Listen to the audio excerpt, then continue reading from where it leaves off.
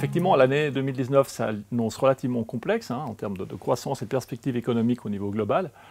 Ce n'est pas nouveau en fait, parce qu'il est de plus en plus difficile de prévoir ce qui va se passer. Par contre, la Suisse, dans cet environnement, dans ce monde qui change très très vite, a une capacité de pouvoir se projeter, de s'adapter qui est assez remarquable. Nous l'avons démontré ces dernières années et je m'attends à ce qu'à 2019,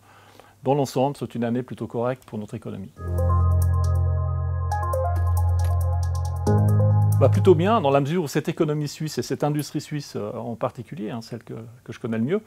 a eu cette capacité à s'adapter, à se transformer avec un taux de change qui était d'abord une souffrance parce que les marges ont baissé, la compétitivité était réduite, mais très rapidement, c'est devenu une opportunité parce qu'elle nous a incités et amenés à nous projeter, à nous transformer, à nous adapter rapidement, ce qui fait que le secteur industriel suisse dans son ensemble, et Genevois en particulier, se porte plutôt bien.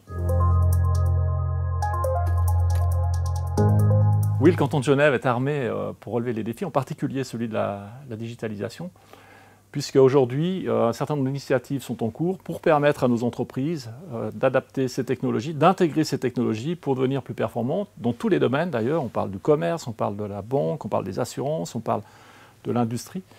du secteur public aussi, avec cette préoccupation également de pouvoir se préparer en se formant bien et mieux. Donc d'avoir des compétences, des ressources humaines, des jeunes en formation, des gens qui seront aussi formés dans les entreprises à ces nouvelles technologies, de manière à ce qu'on ait un tissu économique qui soit apte à tirer bénéfice de ces transformations plutôt que de les subir.